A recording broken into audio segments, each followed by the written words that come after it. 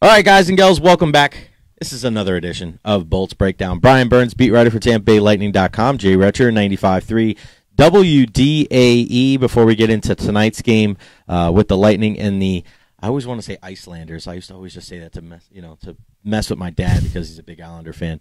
We'll look back into whatever the heck that was the other night against the Penguins, and of course, we always want to hear from you. So let us know where you're watching Bolts Breakdown from there at the bottom of the screen. So yeah, Burnsy, looking back at the other night against the Penguins. I mean, if you look at the shot totals, you'd say, man, the Lightning had a pretty good first period, but in all reality, the only number that matters is in the goal department. So what would you attribute the slow start? Is it, did you look at the 10 days off and you say that's pretty much it, or was there any underlying reasons why?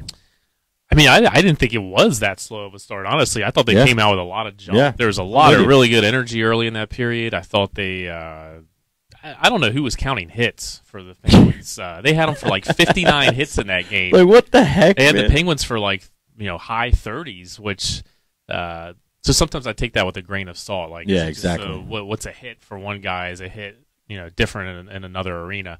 But there were there were like two really good hits. One on Malkin, and the other one, Letang. Yeah, he got hit Well, pretty you think hard. that hit was early on. dirty? It was Paquette with the hit on Letang. It made it to 5-on-3. There were some people talking about, oh, that was a dirty hit. I don't know. Yeah, man. I didn't see it. I think sometimes the end, what happens as a result of the hit, is sometimes like the judge of was it clean or was it dirty. Yeah, I don't know if that's the exact fair. same hit, Exactly. and the guy like gets right up and goes down the ice. No one says a word about it, Exactly. but because he like came up and was kind of holding his shoulder there a little bit, and people thought it was dirty. I didn't think it was a dirty. Yeah, hit. I didn't think so either. But the Lightning did. They came out with some jump. I thought the forecheck was really good early on. Yeah. They created some good opportunities. The problem was Pittsburgh was really good on the counterattack. They came back down, and I think that's where the Lightning were deficient. They had some turnovers in their own end. They had some coverage issues in their own end, and they led directly to 3 goals. And I thought it was a pretty good period for the Lightning. You take away those 3 goals, obviously. I thought they played pretty well. I thought they had a lot more jump than I expected them to have coming off that break like that. I just think there were some coverage and turnover issues that they need to clean up. But beyond that, I didn't think it was that bad. What do you think about the play of Andre? I mean, do you put that on Andre Vasilevsky? Do you think he was a little rusty in his first game back? And how do you think overall he's looked since he's come back from injury? Outside, because I mean, you can't look at that first game because that game against Toronto, I mean, arguably his best game of the year, which is. I don't know how many you play that game 100 times with him in his first game back. I don't know how many times we could have saw the 1 out of 100 because of how dynamic he was. But how would you assess his play since he's come back from injury? Yeah, I didn't think any of those 3 goals in the first period were his fault. Yeah. In fact, a couple of them he made like tremendous saves to keep the first one out, and then it was the rebound or the follow up or guys in front of him not clearing out the potential for the rebound. Especially on the first 2 goals, I feel like those were just he made like really incredible saves, and then it was the rebound goal that got him. Like the Kessel goal. Yeah, when the rebound should have been dealt with by the guys in front of them. They should have been clearing out that area. So I thought the 4th goal, the one to Letang, which I thought at 3-0, if the Lightning could have got that next goal, I thought, especially the way they were playing, I thought maybe they could have generated some momentum and gotten a chance to get back in that game. I thought that 4th goal, when that one happened, you go down 4-0 on the road, like that's a pretty tough hole to climb out of, especially with the way they were just kind of coming against the run of play for the Lightning. The one with Letang from the right circle to 4th goal, I thought maybe he could have dealt with that one a little bit better. Good shot for Letang. I thought that's one you normally see Andre Vasilevsky save. Other than that, I thought he played pretty well. The thing with Vasilevsky for me, since he's come back from injury, he's had these like brilliant games, like the game against Toronto, the game against Dallas. I'm thinking of. It seems like he has like one good game, and then it's kind of a subpar game for him, where he's given up maybe standards. Yeah, for his standards. He's given up 3 or 4 goals, or he's given up a couple goals that maybe you scratch your head a little bit, like, man, I thought Vazzy would have saved that one. So right now it's just the inconsistency for me. I think he's having like 3 good performances, and then there's a bad performance. You just want to see that consistency a little better. So I don't think he's quite there, where we need him to be going into the postseason, or where you would like to see him. If this team is going to contend for a Stanley Cup, but I'm certainly not worried about Andre Vasilevsky's performance by any means, and I think he will get there. I think we saw this a little bit last year, too, towards the middle of the season, January, February. Kind of took him out of the Vezina conversation, yeah, didn't absolutely. He was playing a lot of games. There's a lot made of that. Was he playing too many games? And this year, it seems they've given Louis Domingue some more run here. So I don't know if that's going to be an issue. But last year, this was the time of year where we saw maybe some uneven performances from him. We talked about this before when he had the broken foot. We talked about like that might be a blessing for him, exactly. where he's not playing as many games this year. So we'll see how that kind of adds up. But nothing concerning from me, from Andrei Vasilevsky. Just want to see maybe a little bit more consistency across some of these starts. We were talking last time we were here on Bolts Breakdown. Bryan Burns, Jay Recher here with you about the physicality and how, do the Lightning need to add a piece? Do they need to be more physical? Well, do you think, and I think this is probably true, for all those people that wanted a more physical style from the Tampa Bay Lightning, you saw that in the game against Pittsburgh, and you alluded to the hits. Probably that number's probably inflated a little bit. I don't think they had that many hits.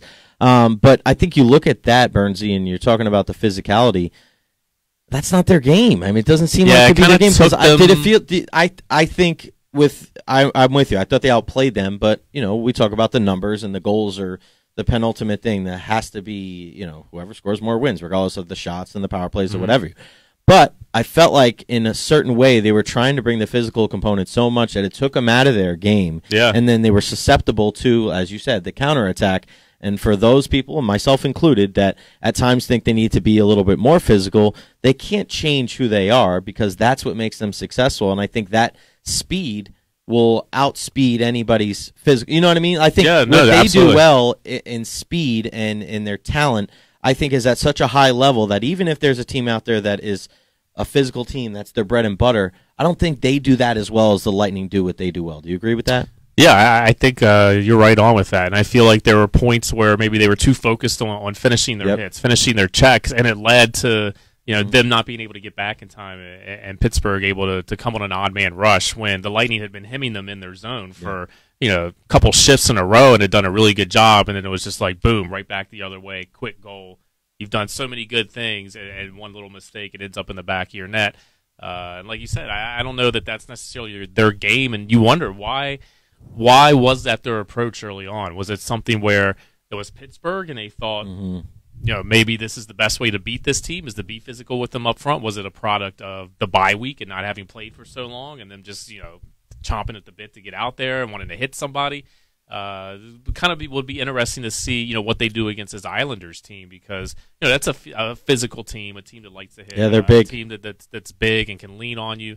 You wonder, will the Lightning come out with that same approach? Will they take a more cautious approach? It'll be interesting to see tonight how that plays out. Yeah, it's funny that you say that because of the physical, and I was thinking about that, like, why are they so physical? Yeah. And with them being out for a long time, you think, like, all right, how else are we going to knock off the rust? And I think they try to do it physically and literally by being more physical in the game. And they talk about that like with the running back in the NFL. They need to get that first hit, take that first shot when a guy's coming back from like a knee injury. You need to take that first shot to really get into the game. You wonder if that's the same kind of principle. It's funny you made that analogy because I was thinking about it like in basketball when you have a guy that's a jump shooter. It's his first game back for a while. Go to the basket, go to the lane, get an easy bucket, get a free throw in there, and then, kind of work yourself out of it. But sometimes that's, it's not your strength, and that's what we saw from the Lightning the other night.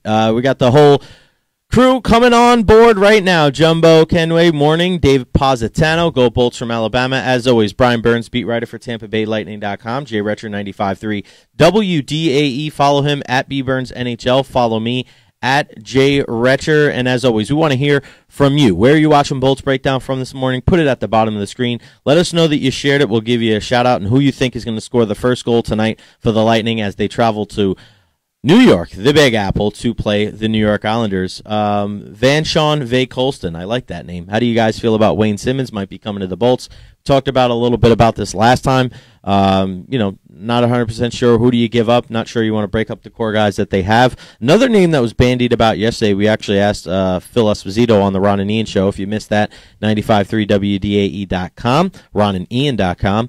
Cody Ceci is a name that's been kind of talked about. Veteran right-handed defenseman from the Ottawa Senators.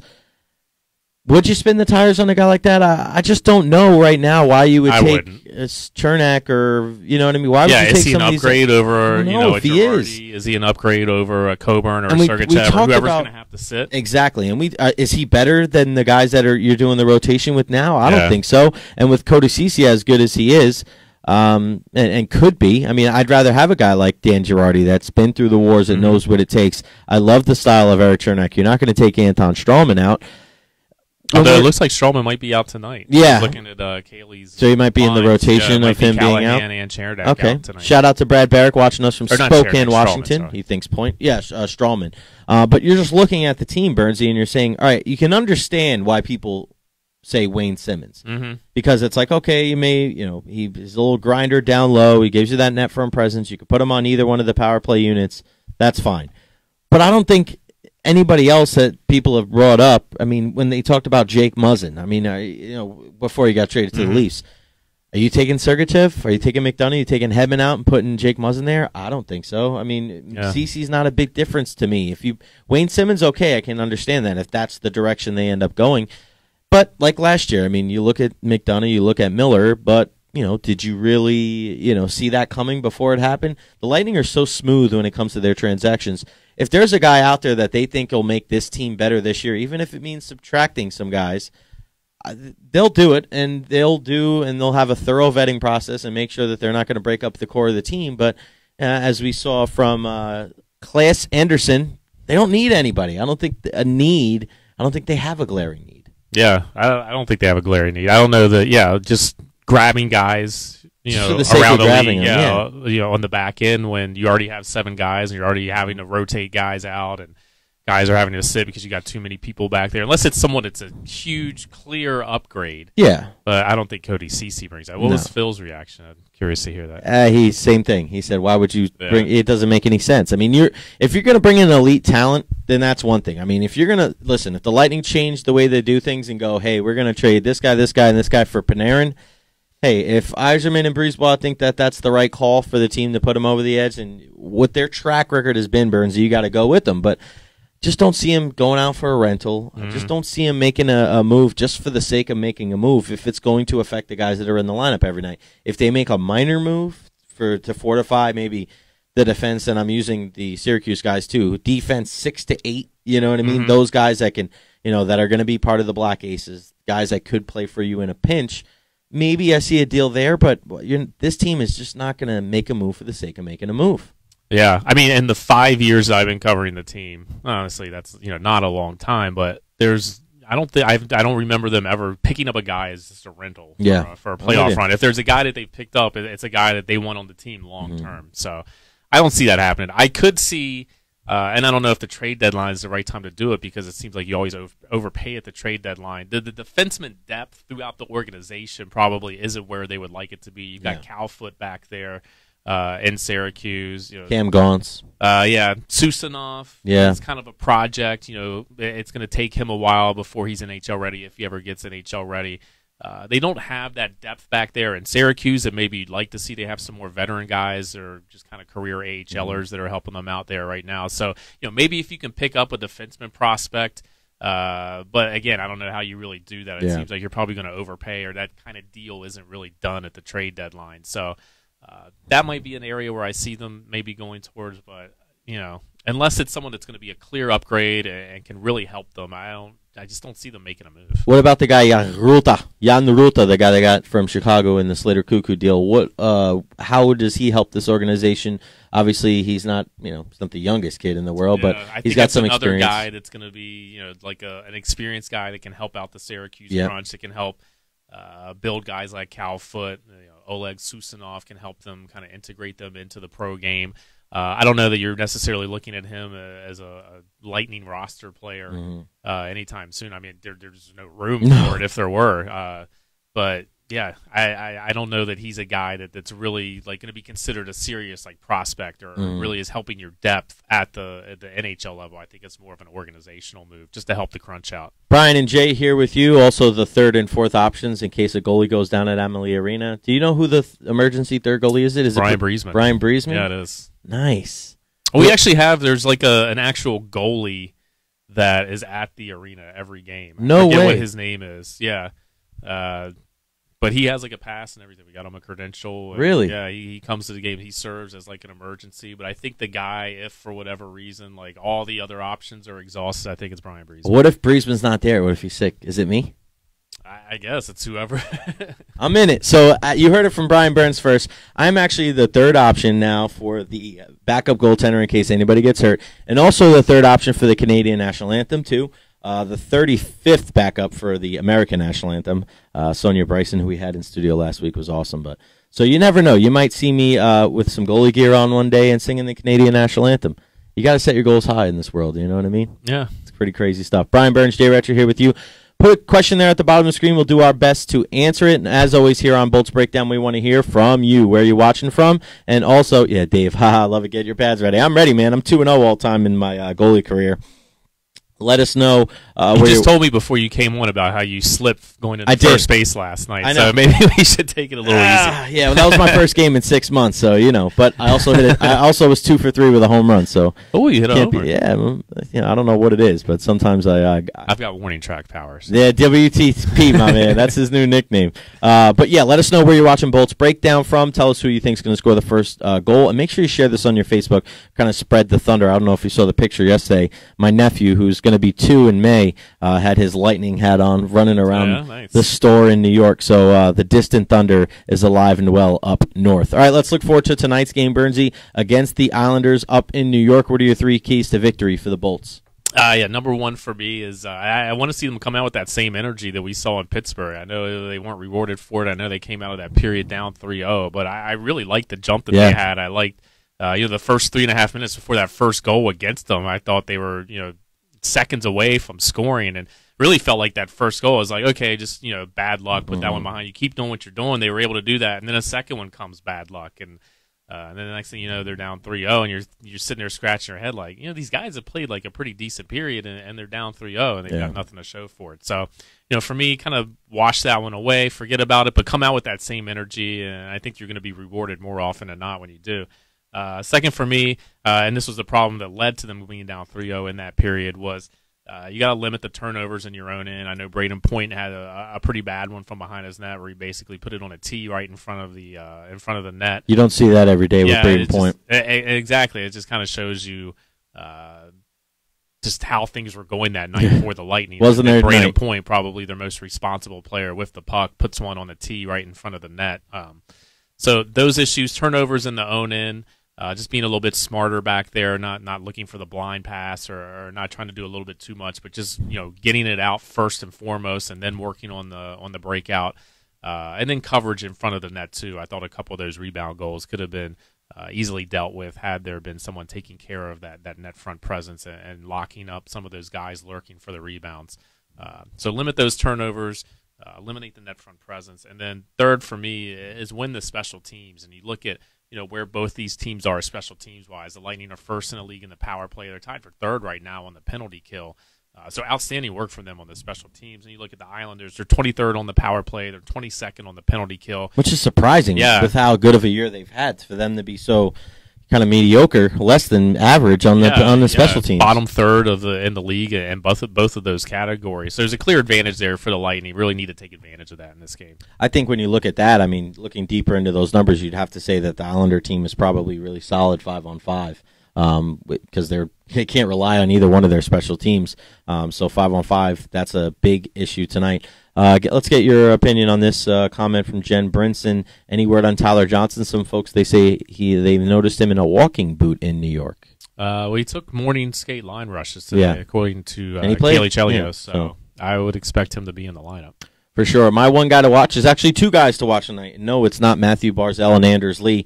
Matthew Barzal, one of the best young players in the league. I'm looking at the defense core for the Islanders. One thing that Barry Trotz really encourages his defensemen to do is to jump in the play and to be able to contribute offensively. So I'm looking for Nick Leddy tonight, and I'm looking for Johnny Boychuk, 2 veteran defensemen in this league.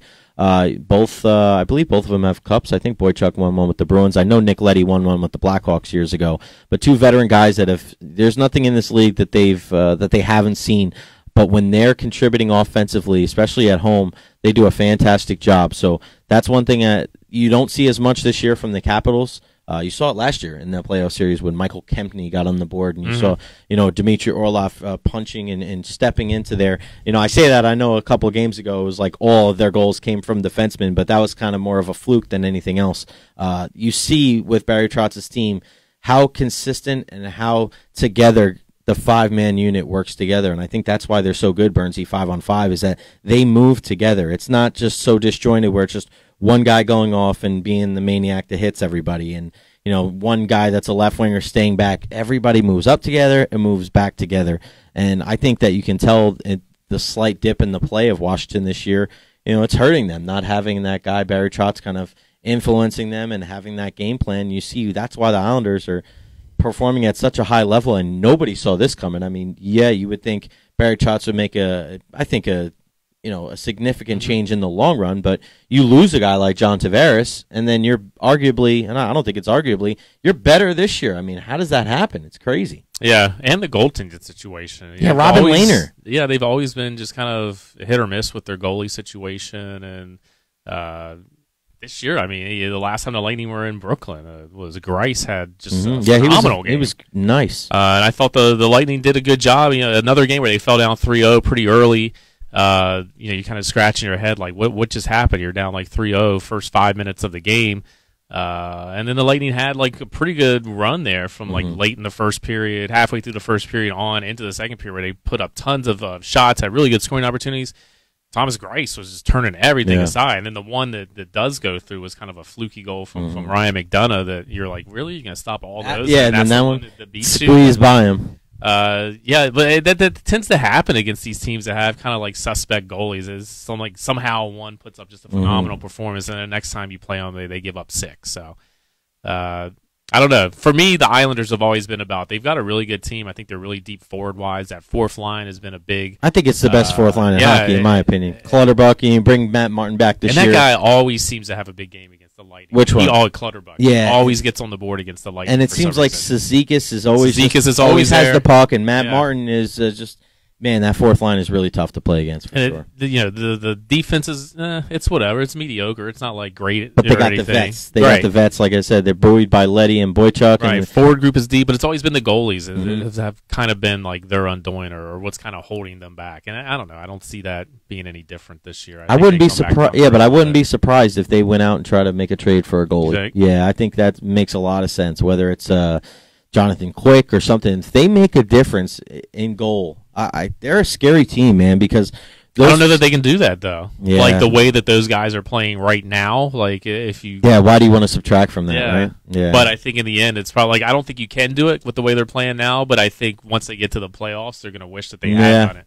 It's a good point. Sometimes you got to mortgage a little bit of the future for the here and now. All right, Bryan Burns, beat writer, TampaBayLightning.com. Make sure you go to TampaBayLightning.com for all the best news and notes. Follow him at BBurnsNHL. Follow the team at TB Lightning. Follow me at Recher. Follow the station at 95.3 WDAE. Go to 95.3 WDAE.com for the best Bolts coverage. The game is on 970 WFLA tonight, as well as Fox Sports Sun. Puck drop is at 7:30. 7? Sometime around 7:30. You don't come here to find out when the game starts. You find out all the news and notes about the Tampa Bay Lightning. We'll be off until Tuesday. Yeah. And we'll be back wearing our fancy clothes and back at Amalie Arena, man. I feel like we haven't been there forever. It's been a long time, it feels like. Pretty crazy stuff. For all the rest of the stuff, make sure you follow, again, him, B. Burns, NHL, our friend Kaylee Chelos. Will have all the words and all the news about tonight. That's Brian. I'm Jay. We'll see you guys next time right here on Bolts Breakdown.